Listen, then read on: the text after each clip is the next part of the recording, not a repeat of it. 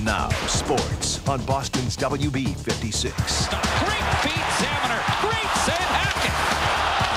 Sean O'Donnell, shot, save, rebound loose in front. Brown, oh, what a save, right hand by Hackett. Yeah, the Bruins met up with Montreal at the Fleet Center tonight, hoping to extend a couple of streaks. One, the Bees had won 8 of 9 overall, coming against the Canadiens in this one. And two, goaltender John Graham, he had a personal unbeaten streak of 9 games without a loss. Again, before they caught the Canadiens tonight. First period in this one, no score. Jan Bolis gets it past John Graham. That's an early 1-0 Montreal advantage. Now on to the second period, though. Bruins turn it over on the break to add to their troubles. Perreault is in on Graham. Perreault backhand score. Yannick Perreault made it 2-0. Moments later, Oleg Petrov made it a 3-0 game. Trouble on the ice tonight. Thornton and Knuble got the Bruins goals. Jeff Hackett, 31 saves for the Habs. Bees lose. 4-2 was the final. All right, so we told you earlier tonight a bizarre story out of Santo Domingo in the Dominican Republic. A newspaper reported there that the father of Red Sox pitcher Pedro Martinez, Pablo Martinez, was the target of a kidnapping plot. The paper reported that local police foiled the attempt before anything could happen, as police had arrested a couple of men who worked for the Martinez family in a bakery he and his brother own. Tonight, however, police in Santo Domingo are now saying that the report of the kidnapping attempt is false. Hi, everyone. Welcome to Sunday Sports Replay. I'm John Rooke. Big plays in Major League Baseball. The Boston Bruins try to put a big stranglehold on the Montreal Canadiens of the NHL playoffs, and a big week in Yukon Husky history. All of that is coming up.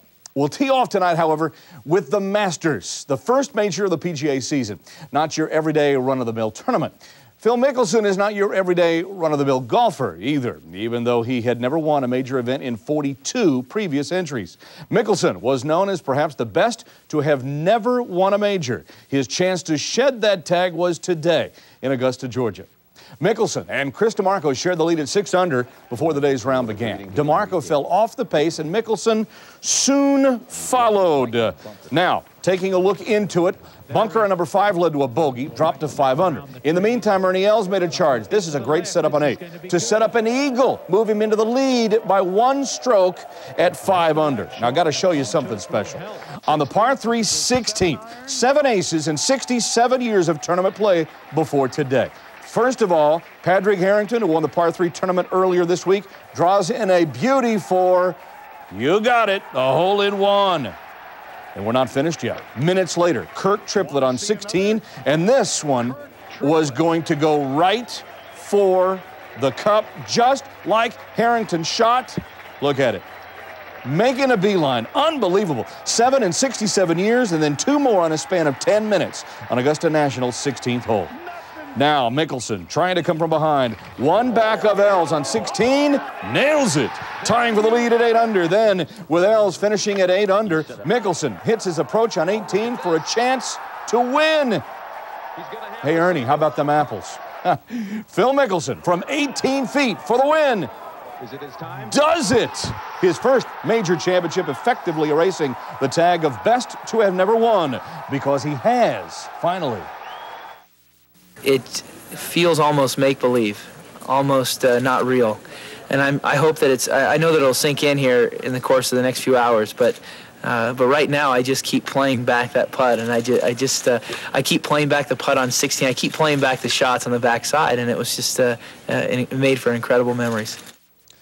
Mickelson fired a 31 on his back 9 to get the win, birdieing 5 of his last 7 holes. Best Masters finish since Jack Nicklaus shot a 30 in 1986. This is also the 6th straight major won by a first-time champion. Other notables, Fred Couples finished 2 under par, Vijay Singh, Davis Love III, Tiger Woods, an un-Tiger-like 2 over for the tournament. Jerry Kelly and Tim Petrovic were further back in the pack. Well, the Yankees normally feel pretty good about themselves when they have Mike Mussina start a game on the mound. They should. He's one of the best in the game. But even the best have bad days. Mussina's had 2 of them to start this season. Would his 3rd start be the charm? 11 runs, 19 hits given up in his first 2 starts. Sure didn't look good early. The other first, Carlos Lee here, ripping a double into right center field. Maglio Ordonez scores first. Then Frank Thomas scores next, and Chicago gets out quick, 3-zip. 3-1, bottom of the fourth, when Moose gets help from Bubba Crosby. In his first start with the Yankees, hits his second home run of the year for a 4-3 New York lead. Yankees get the win 5-4 over the White Sox. As for the Red Sox, Pedro Martinez looked impressive last night in a win over Toronto. Then the Blue Jays got up today and realized they had to face Curt Schilling. Now, that's a tough task. You knew Schilling would be pumped for his Fenway Park debut. Maybe even a little too pumped. 2-2 game of the sixth. Eric Hinske untied it. This is a two-run shot into the bullpen in right. Jays up 4-2. No one more upset about it than Schilling. But the Sox rally, tying the score at 4 in the 9th, then taking the game into the 12th inning. David Ortiz says, see ya. Monster shot scores 2. Boston wins it over Toronto 6-4. Mets and Montreal Expos in San Juan, Puerto Rico. Instead of a hit and run, it was run, then hit. David Berger on the perpetrator as he and Mike Piazza collided at first. He stayed in the game long enough to see this. Eric Valent, 2-run shot in the 6th. Mets beat the Expos 4-1.